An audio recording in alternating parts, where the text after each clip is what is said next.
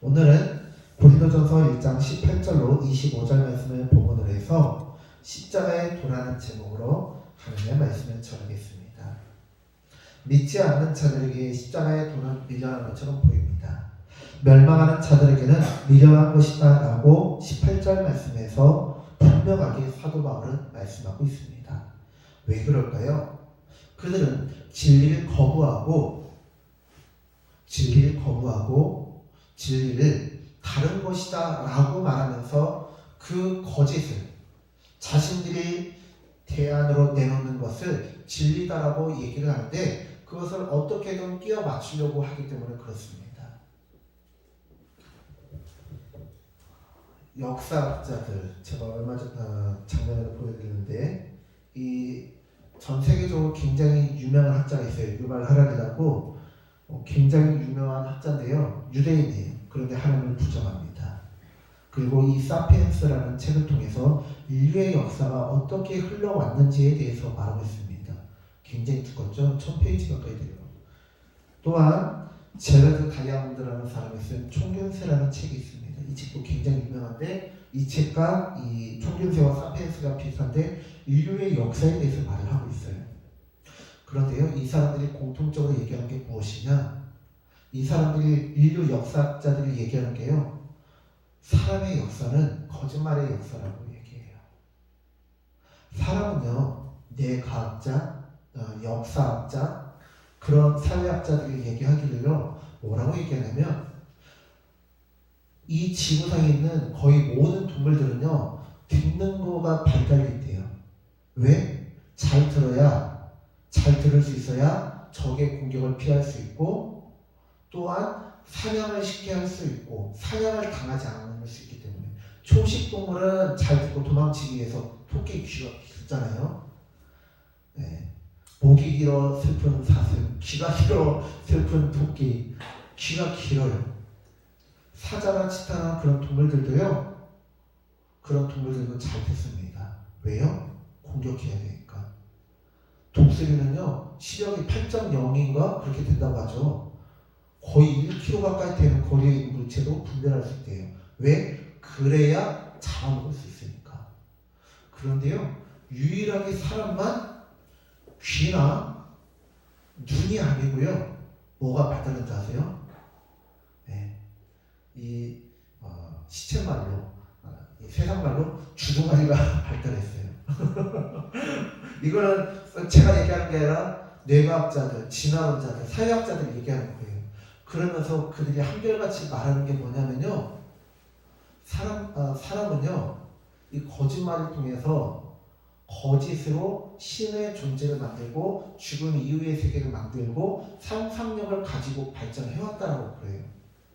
뭐 개똥 같은 소리를 하는지 모르겠어요. 말도 안 되는 개코 같은 소리를 하고 있어요. 그러면서 그들이 얘기하기를 사람은 다른 사람을 속여서 내 밑에 거느리기 위해서 입이 발달했대요. 그런데 그 말을 이런 세계적인 학자들이 이런 1000페이지에 달하는 책들에다가 그럴싸하게 논리 정연하게 써놓고 증거들을 제시하니까 이 책 보면 어떻게, 저도 이 책 보면서 비몽사몽 하더라고요. 비몽사몽간에 그런 것 같다 이렇게 돼요. 그렇구나. 그럴듯한데? 하면서 넘어가는 거예요. 그런데 성경은 우리에게 분명히 말씀하고 있습니다. 뭐라고요? 사람은 하나님을 찬양하기 위해서 만드셨대요. 그러기 위해서 입이 발달한 거예요, 여러분. 거짓말 하라고 만든 입이 아니고요, 찬양하라고 있대요. 뭐 말 같지도 않은 소리예요. 무슨 거짓말의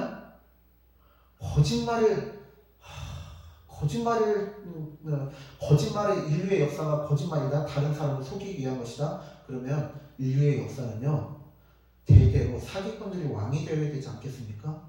사기꾼들이 지도자가 되어야 되잖아요.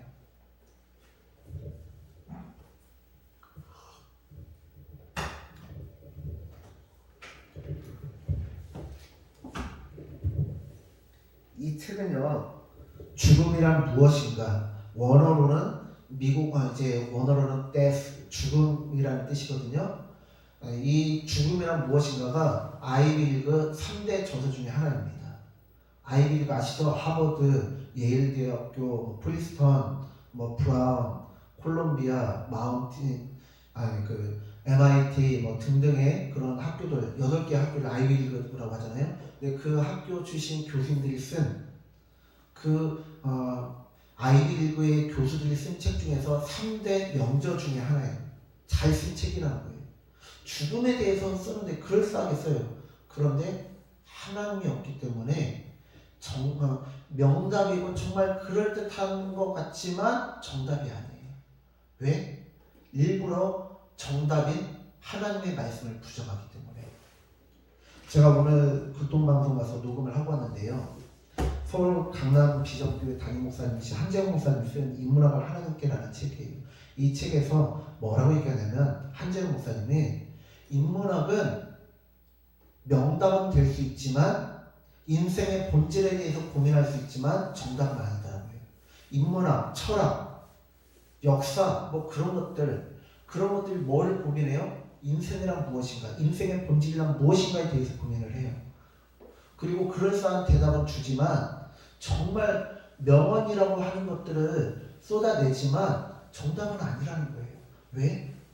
1 더하기 1은 2인데 철학자들은 1 더하기 1은 2일 될 수도 있고 1 더하기 1은 3이 될 수도 있다고 얘기하면서 그럴싸하게 얘기하거든요.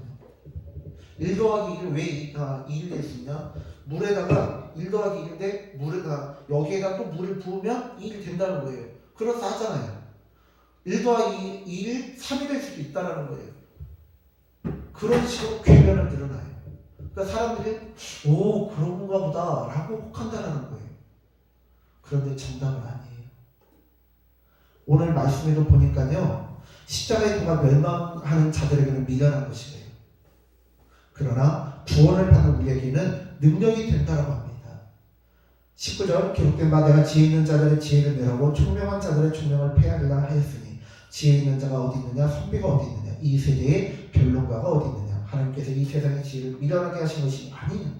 하나님께서 원하면요, 사람들의 IQ를 무슨 이렇게 돌고래 같은 IQ 70, 60으로 다운시킬 수도 있어요.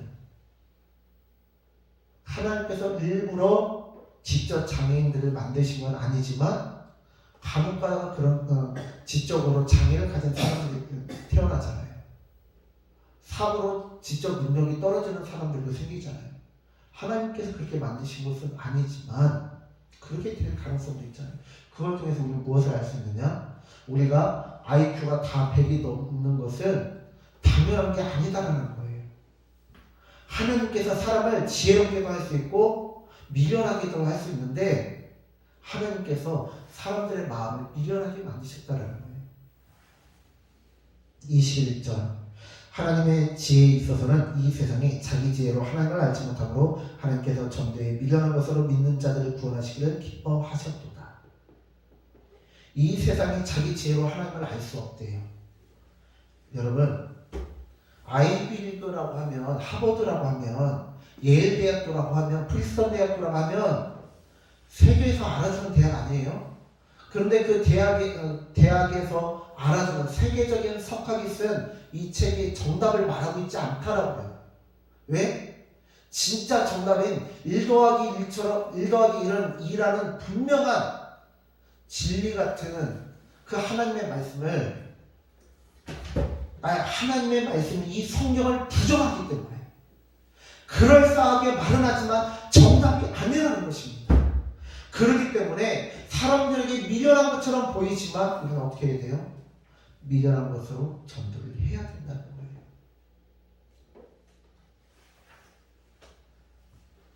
전도에 미련한 것으로 믿는 자들을 구원해야 된다는 것입니다.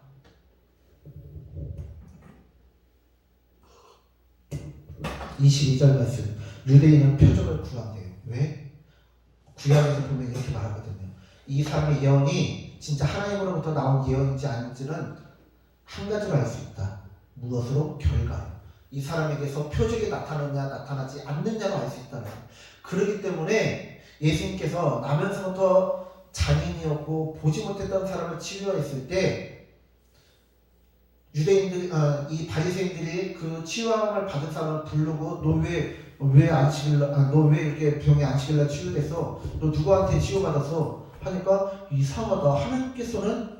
하나님께서는 부정한 자의 말을 듣지 않으시는데 왜 너네는 내 병을 치료해 준 게 내 병을 치료한 게 하나님의 능력이 아닌 것을 가능해?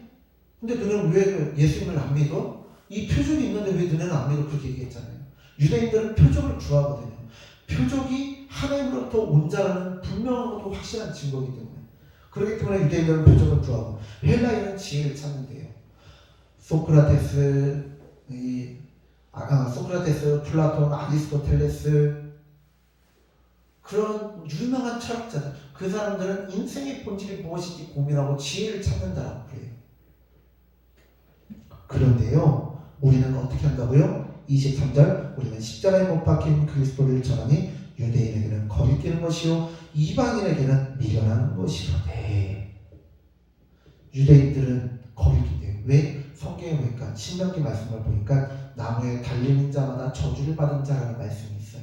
그렇기 때문에 십자가에 못 박히신 예수님은 절대 메시아가 될 수 없다라고 유대인들은 굳건히 믿고 있고, 지금도 메시아가 오지 않았고 자기들은 오실 메시아를 기다리고 있어요. 우리는 이미 오셨고 다시 오실 메시아, 재림 예수를 믿지만 그들은 오실 메시아는 아직 안 왔다는 거예요. 예수님은 가짜라는 거예요. 왜? 나무에 달려서 저주받은 자이기 때문에. 그가 아무리 표적을 행하고 기적을 행했다 할지라도 그는 나무에 달린 자였고 저주받은 자였기 때문에 그는 메시아의 자격이 없고 그는 메시아의 수도 없고, 우리는 아직 오지 않으신 메시아를 기다리겠다는 거예요. 그렇기 때문에 십자가가 그들에게는 거리끼는 것이고 또한 이방인들에게는 미련한 것이다 라고 말합니다. 그런데 24절, 오직 부르심을 받은 자들에게는 유대인이나 헬라인이나 그리스도는 하나님의 능력이요 하나님의 지혜입니다.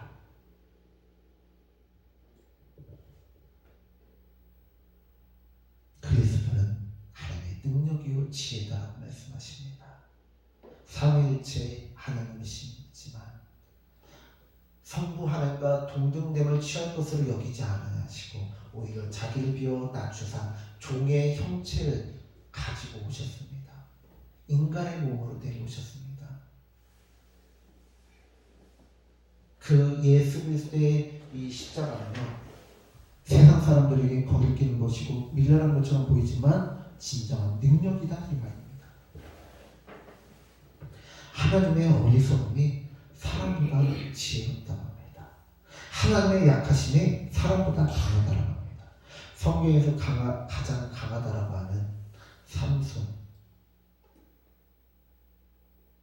혹은 다윗이 못 베어 죽였던 골리앗 맞죠? 네, 갑자기 골리앗, 고릴라라고 할 뻔했어요. 다윗이 못 베어 죽인 골리앗이라든지, 아니면 성문을 들어서 멀리 먼 산까지 날려버렸다고 하는 삼손. 이 성문의 무게가요 보통 톤단이에요. 톤단이. 그러면요 삼손이 날려버렸다는 그 성문은요 지금으로 치면은 뭐 버스 한 대를 여기서 배산까지 날려버렸다는 소리예요, 여러분. 여기서 하늘에 있는 한라산까지 던져버렸고 저기 금마에 있는 미륵산까지 날려버렸다는 소리예요. 무슨 이게 믿거나 말거나 같은 소리 있잖아요. 그런데 그 삼손의 강함, 삼손이 아무리 강해도 삼손의 강함보다 하나님의 약하심이 더 강하대요. 이 세상에서 가장 전무후무한 지혜를 가진 솔로몬이 지혜롭다 할지라도 하나님의 어리석음보다도 더 지혜로울 수 없다라는 거예요. 하나님의 어리석음이 인간의 가장 고도로 지혜로움보다 더 지혜로우시다는 거예요. 그렇기 때문에 우리는 어떻게 해야 되느냐? 십자가의 미련한 것을 여기는 것이 아니라 예수 그리스도가 하나님의 능력이요 지혜였던 것처럼 이 십자가는 나의 지혜요, 나의 능력이요, 나의 생명으로, 나의 진리로 여기시고 굳건히 수호하시고 자랑하시고 이것을 날마다 증명하는 이 십자가의 도를 그 무엇과도 바꿀 수 없는 보물로 여기시고 이것을 취하시는 우리 모든 성도님들 되어주시기를 간절히 축원합니다. 아멘. 기도하겠습니다. 하나님을 믿지 않는 자들에게 이 십자가의 도는 거리끼는 것이고 미련한 것입니다. 그러나 그리스도는 하나님의 능력이요 하나님의 지혜이며 우리에게 십자가의 도는 그 무엇과 바꿀 수도 없고 놓칠 수도 없고 거부할 수도 없고 외면할 수도 없고 외면해서도 안 되는 유일한 구원의 길임을 고백합니다. 우리가 십자가를 자랑하게 하시고 예수 그리스도를 내 능력이요 나의 지혜로 여기게 하여 주시옵소서. 감사드리며 예수님의